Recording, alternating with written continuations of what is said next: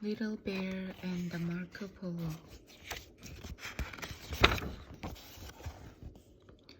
Little Bear was in the garden playing with his ladybug when Grandmother Bear called. Little Bear, Grandfather needs help in the attic. Little Bear loved the attic. He hurried to join Grandfather Bear. He took Ladybug along. When Little Bear got to the attic, Grandfather Bear was sweeping while a lot of it gushed. They both sneezed. Achoo, achoo. Let's open the window, said Grandfather. I will do it, said the Little Bear. He opened the window and Ladybug flew off. Grandfather, said the Little Bear, my Ladybug flew away. Grandfather said, don't worry, she'll be back again. Grandfather Bear said, ouch, my back, I'm growing stiff. Little Bear, would you help me open the trunk? Little Bear was glad to do it. They opened the trunk, and there was a blue jacket and a fancy blue cap. Grandfather put the cap on Little Bear's head. He draped the jacket over Little Bear's shoulder. There, he said, that makes you a sea captain just as I was. Little Bear found a mirror. He admired himself. Look at me, Grandfather. Now I am a sea captain just like you. All I need is a ship.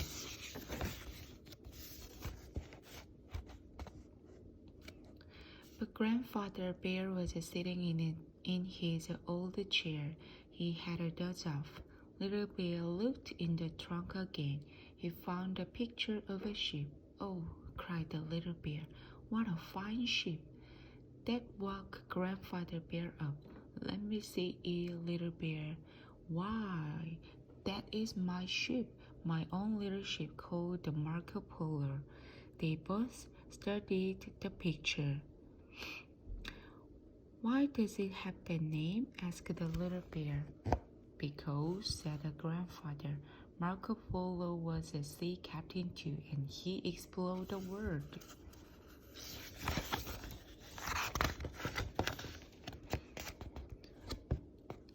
The world, Little Bear wondered. By now, Grandfather was wide awake.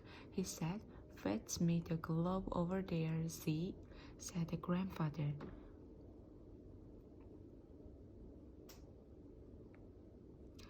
The world is round, the blue is water, and the rest is land. Little Bear looked at the globe. Where is all the white? He asked. That, said the grandfather bear, is the North Pole where the polar bear lives. Little Bear asked, if we sailed there together, what would happen? Grandfather laughed. I'd shake the polar bear's paw and you shake his paw too. Little Bear wanted to hear more. Where would we sail next? He asked. Grandfather Bear said, next we would sail to China to meet the giant panda bear. What would he look like? asked the little bear. Oh, said the grandfather, he is black and white and very grand indeed.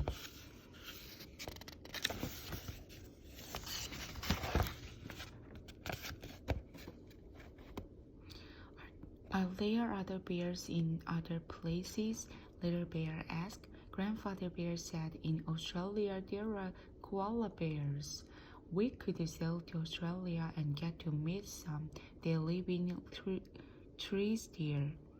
I could live in trees too, said the little bear. Grandfather Bear asked, but could you also live on leaves? Little Bear laughed and shook his head. No, thank you.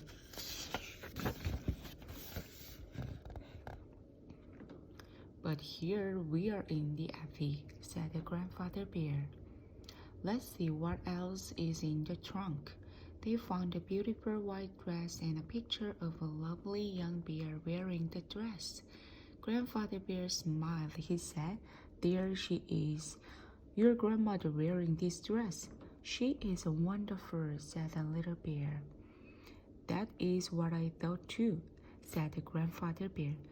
So I asked her to marry me. And she did, shouted the little bear. Yes, I was very lucky, said his grandfather. Little bear asked, and then did you go sailing around the world together? No, said the grandfather bear. Grandmother bear wanted to build a house first. Our friends the raccoons helped us build it. And afterward, did you go around the world together? Asked the little bear. No, said the grandfather bear, because then we had to plant the fruit trees and the berry bush. Little bear was silent. Little bear leaned on grandfather's lap. He looked up at grandfather and said, I do like fruits and berries, but I wonder about the Marco Polo. Where is the Marco Polo now? The Marco Polo is in dry dock, said the grandfather bear. Do you want to see it? Yes, the little bear wanted to see the Marco Polo with all his heart. On the way through the kitchen, they gave a grandmother bear the white dress. Little bear said, If you put on the dress, I will dance with you when you come back for lunch. We're going to see the Marco Polo. The Marco Polo rested on a wooden frame by the river.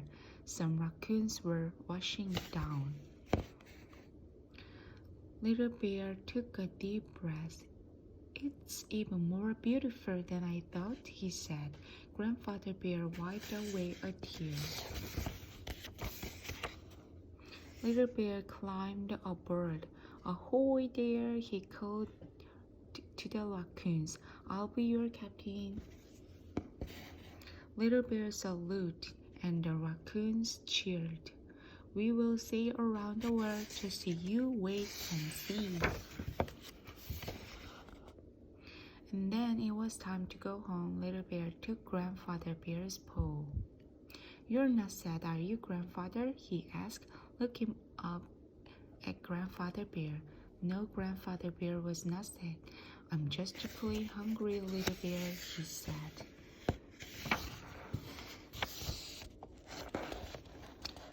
Grandmother bear had a picnic basket ready and waiting. She was wearing the white dress.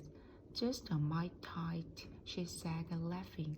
Little bear looked up at grandmother, took her paw and said, Lovely lady, will you marry me? Too late, said the grandfather bear. She's already mine. And said the grandmother bear, both of you are mine. You may now help each other carry the picnic basket out to the garden.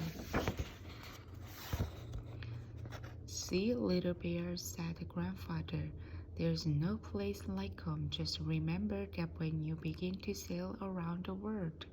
Little bear nodded. He wouldn't have answered, but his mouth was full of a cookie, a peanut butter and chocolate one. The end.